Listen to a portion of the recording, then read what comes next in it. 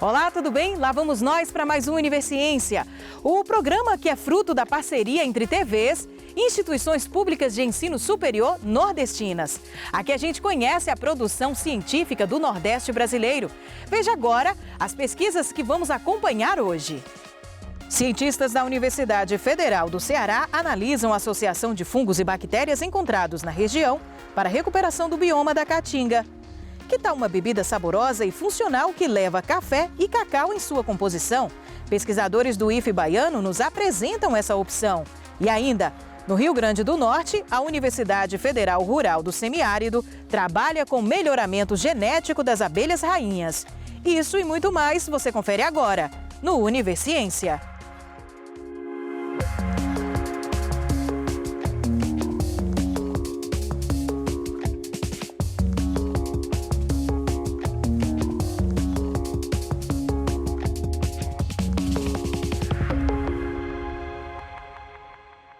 Irauçuba, município localizado no interior do Ceará, é uma das localidades mais afetadas pelo processo de desertificação no Brasil.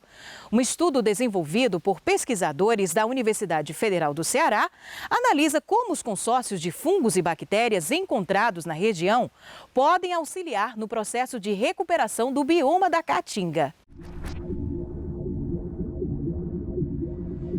Esse projeto, projeto de microbioma da Caatinga, é um projeto que começou com uma visita a uma área de desertificação no município de Irauçuba. Aquela área ela é uma das áreas mais críticas em processo de desertificação que existe no Brasil. Foi caracterizado alguns núcleos de desertificação no Brasil.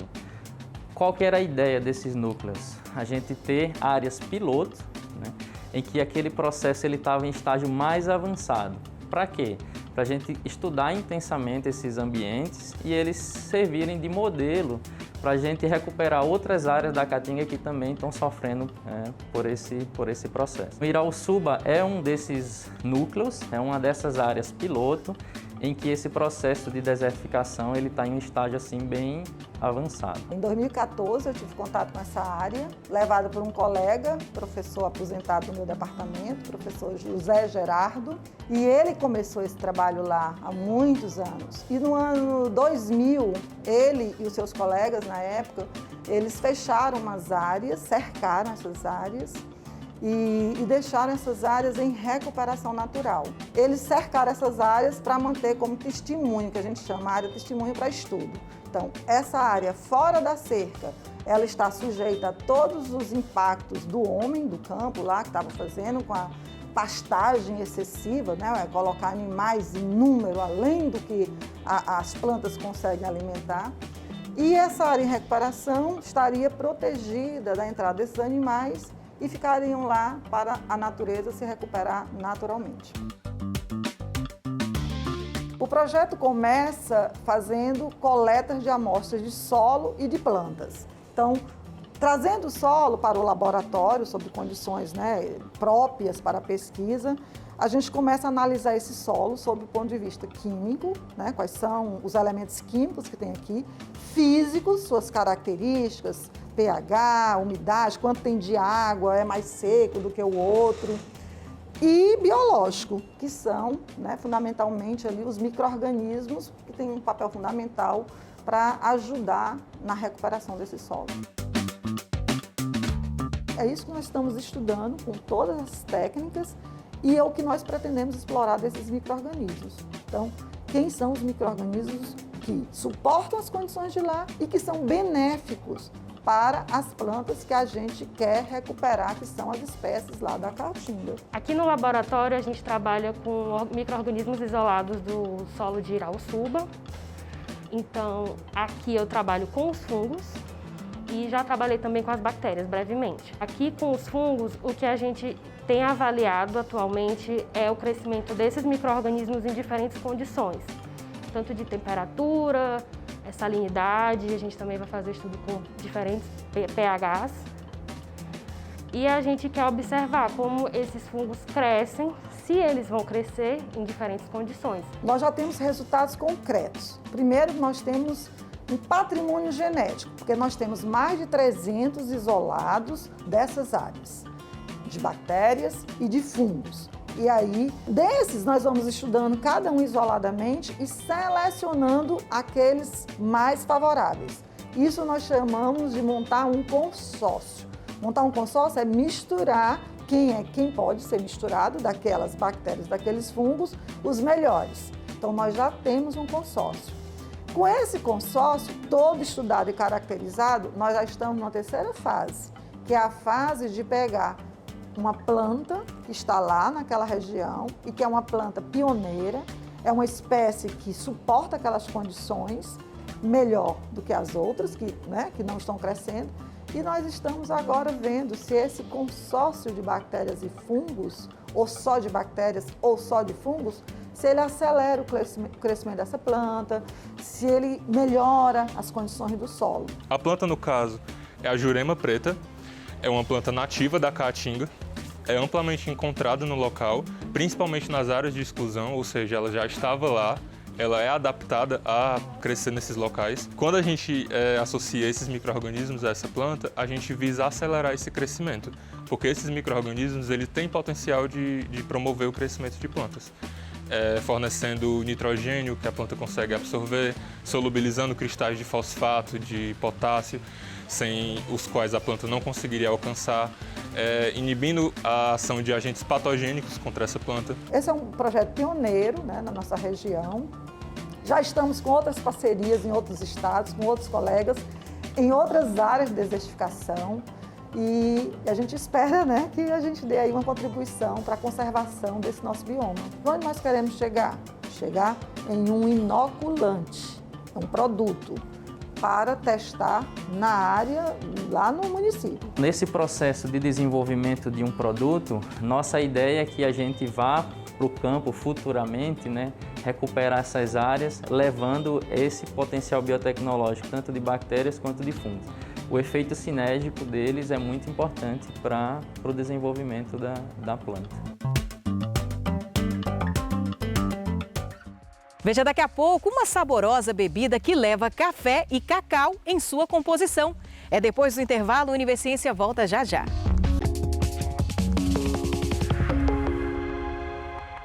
O desenvolvimento de produtos à base de cacau gera resíduos que geralmente são descartados. A casca das amêndoas é um dos subprodutos que podem ser aproveitados, pois tem baixo custo e alto valor nutritivo, o que atende às novas exigências do mercado consumidor, que busca cada vez mais alimentos saudáveis e sustentáveis. Com o desenvolvimento de um café que leva farelo de cacau na composição, os cientistas do IFE baiano valorizam esses resíduos, ao mesmo tempo que possibilitam o aumento da lucratividade de produtores e ainda disponibilizam uma bebida de caráter funcional a apreciadores do café, que é uma das bebidas mais consumidas no mundo. Esse trabalho de pesquisa é um trabalho que visa a gente desenvolver uma bebida à base de café, utilizando aí também o farelo de cacau. O farelo de cacau é um subproduto do chocolate, então aquela casca que a gente tira da amêndoa, que é descartada no meio ambiente e normalmente não se usa.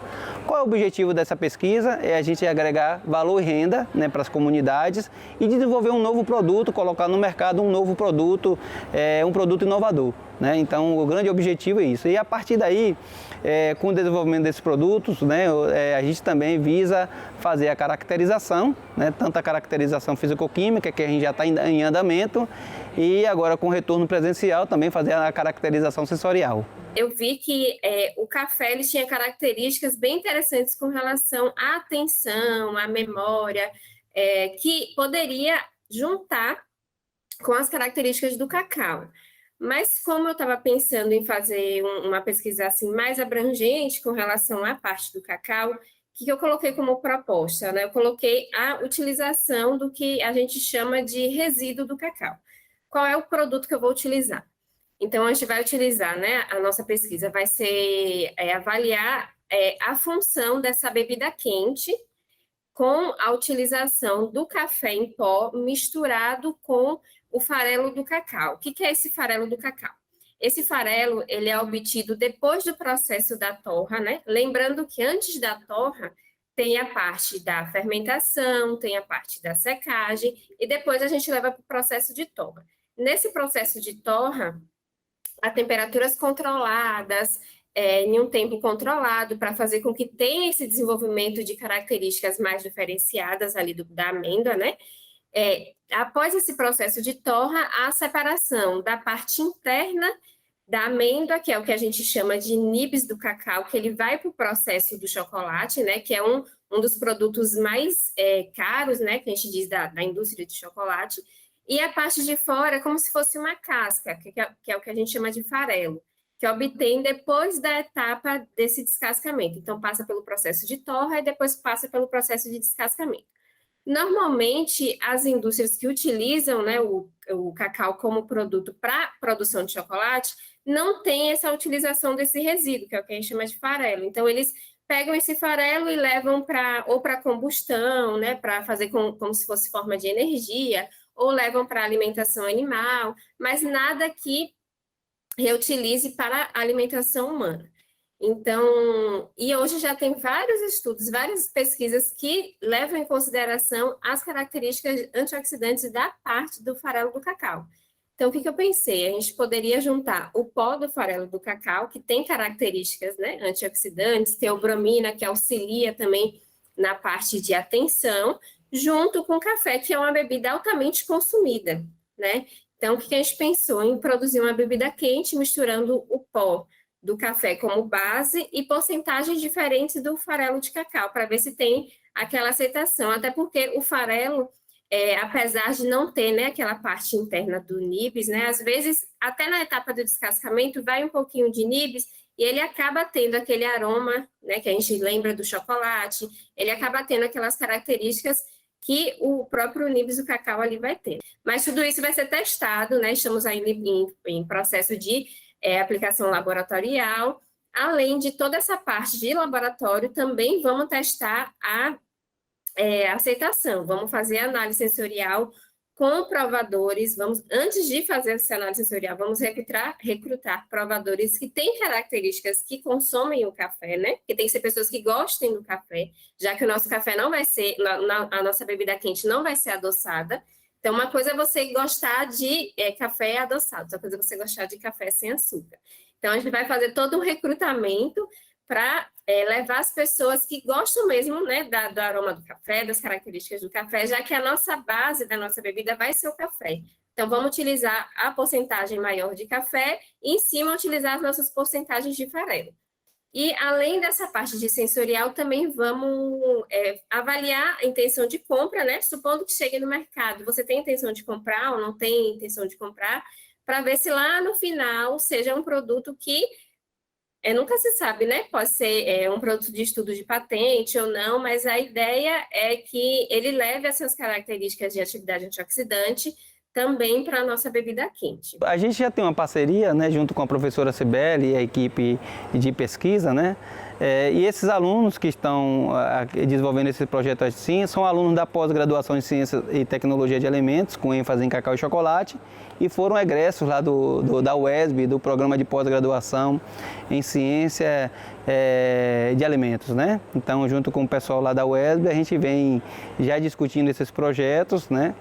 E é isso, a ideia é a gente desenvolver esses produtos com foco regional, né? Que no caso nosso da região cacaueira, o cacau. Se você agregar o café junto com um produto que advém ali do cacau, você vai estar gourmetizando. Uma coisa é você comprar uma bebida de café puro, outra coisa é você comprar uma bebida quente de café com farelo de cacau, né? Então, querendo ou não, a gente pode, sim, caracterizar essa parte de gourmetização do café. Caracterizando que tem muita gente que tem o prazer de produzir o seu próprio café, de ir lá, de coar o seu café, de sentir aquele aroma sendo liberado. Então, a ideia mais central com relação à comercialização do nosso produto seria em pó mesmo, seria o pó do farelo junto com o pó do café. Hoje no mercado, eu não sei aqui na região se tem, mas eu já vi na internet que já tem as cascas do farelo, que você pode fazer chá. Você pega a casca, faz aquela infusão com água e faz como se fosse um chá.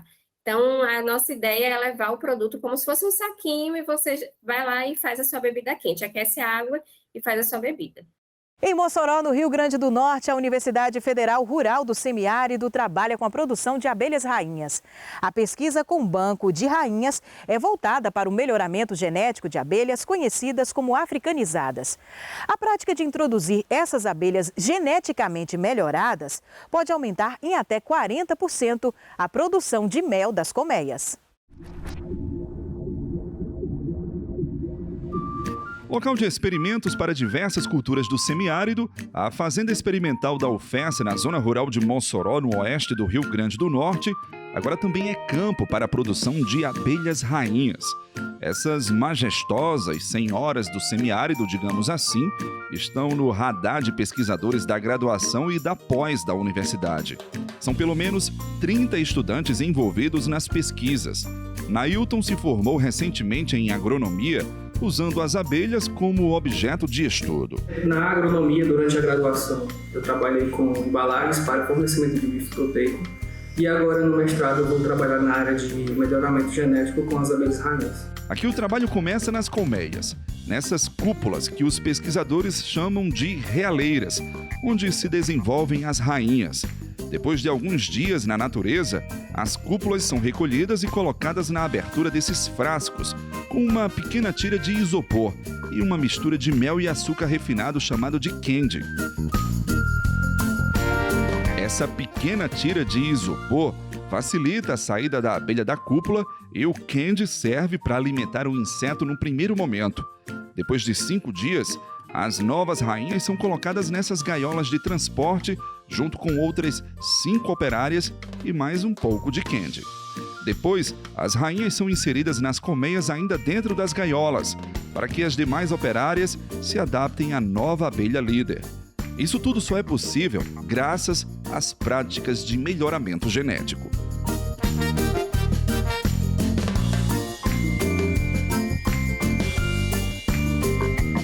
Dentro dessa área da apicultura existe uma diferença entre seleção genética e programa de melhoramento genético.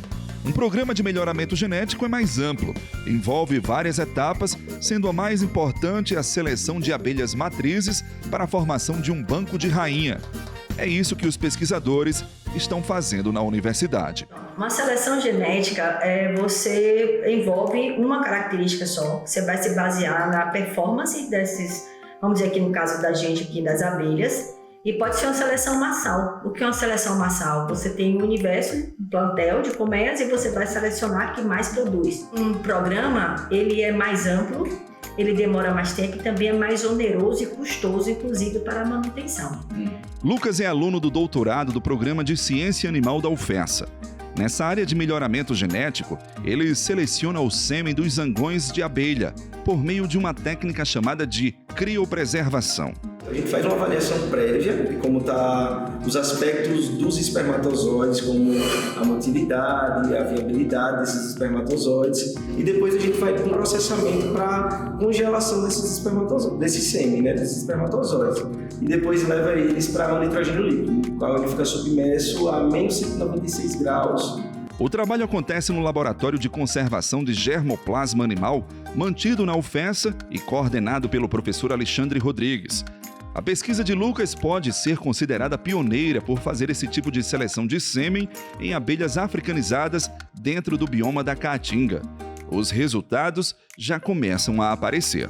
Durante o mestrado do Lucas, nós fomos investigar a parte reprodutiva dos machos dos zangões de abelhas, no intuito de a gente caracterizar o sêmen desses animais e verificar se existiam diferenças em relação ao período seco e período chuvoso. E de fato a gente observou que durante o período seco existe uma queda de qualidade espermática nesses animais, uma queda bastante significativa que se reflete numa menor capacidade de fertilidade. E dando continuidade a esse trabalho, para tentar resolver essa problemática, nós iniciamos os experimentos de doutorado do Lucas, que correspondem justamente à tentativa de formação de um biobanco, onde a gente vai criopreservar o sêmen desses zangões, no intuito de, no futuro, utilizar esse sêmen para a inseminação artificial de rainhas, para que a gente tenha, então, um aumento de produtividade das abelhas também no período seco. Esse trabalho no laboratório e no campo reflete a necessidade de selecionar novas rainhas para a produtividade da colmeia. o que consequentemente pode aumentar a produção de mel para o apicultor. Você trabalhar com rainhas novas, só em você substituir a rainha, você já tem um aumento pelo menos de 40%. Isso na produção na produção de mel, né? E se você faz a substituição de uma rainha nova e com melhoramento genético, você pode duplicar essa produção. Segundo dados da Confederação Brasileira de Apicultura, o país conta atualmente com 350 mil apicultores e com potencial de ter muito mais. Por enquanto, esse trabalho de produção de novas abelhas na fazenda da Alfessa acontece por demanda externa e também para suprir os experimentos. Mas com esse envolvimento de pesquisadores e parcerias firmadas, como no caso do Laboratório de Germoplasma, uma coisa é certa: o horizonte da apicultura está iluminado com abelhas rainhas e operárias mais produtivas para o mel e para a polinização nas fazendas de frutas da região. No próximo bloco, a gente conhece a Maria Livrão e suas contribuições para o ensino da pesquisa para alunos do ensino fundamental. A gente volta já já.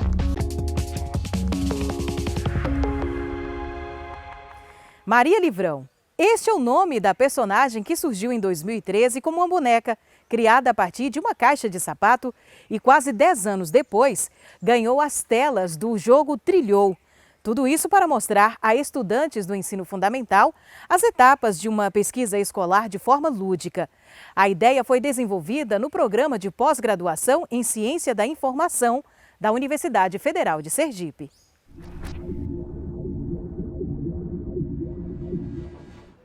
Olá, sou a Maria Livrão. Adoro aventuras e descobertas. Gosto de pesquisar sobre coisas e depois anotar no meu livro. Agora mesmo eu vi algo curioso.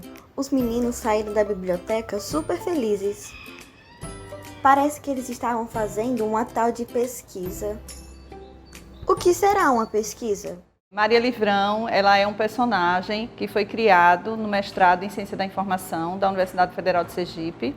E ela foi trazida como uma proposta, para o ensino fundamental, que de uma forma lúdica, criativa, a gente pudesse passar para as crianças como se faz uma pesquisa escolar, qual é o processo de uma pesquisa, Sair um pouco daquele copiar e colar, e trazer para as crianças esse assunto, essa temática da pesquisa escolar, mas de uma forma criativa, de uma forma lúdica, que eles pudessem entender. E o bibliotecário e o professor entram nesse jogo como mediadores. Esse jogo ele foi desenvolvido em parceria com o Departamento de Computação, com a professora Kênia Codel, com uma equipe de alunos de graduação da computação, que nos ajudaram a estruturar essa ferramenta.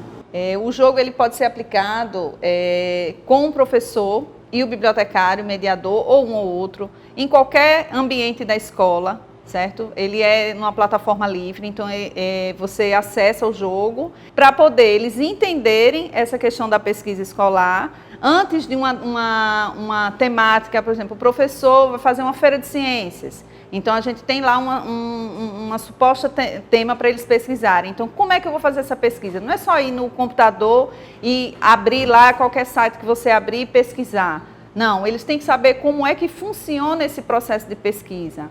As contribuições desse jogo para o processo de ensino-aprendizagem dizem respeito à formação do pesquisador juvenil, para que ele tenha um olhar crítico em relação ao uso das fontes de informação na internet. Saber que não é qualquer informação que ele pode, qualquer fonte que é confiável, e respeitar os direitos autorais, elaborar ideias. Então não é apenas um copia e cola da internet, Então existem várias habilidades aí durante o jogo que são trabalhadas com as crianças, que constituem habilidades de busca e uso da informação, que constituem a principal contribuição do jogo. A motivação do jogo, do desenvolvimento desse jogo, foi uma necessidade que eu encontrei dentro da biblioteca escolar, que eu já trabalho há mais de 10 anos, Então, as crianças não sabem fazer pesquisa escolar. Então, assim, foi uma necessidade e dessa necessidade foi a proposta que eu levei para o mestrado. O bibliotecário, ele é um mediador, Ele está ali para orientar a criança. Então, em cada fase, ele vai desenvolver ali as atividades, as ideias principais daquela fase.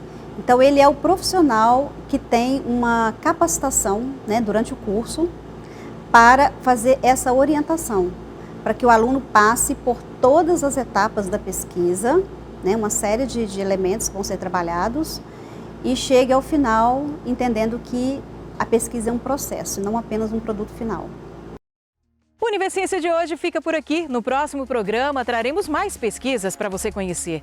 E já sabe, se você tem alguma dúvida ou sugestão, envia para o nosso e-mail universiencia@uesb.edu.br que a gente explica por aqui num outro programa. Tchau, tchau e até lá!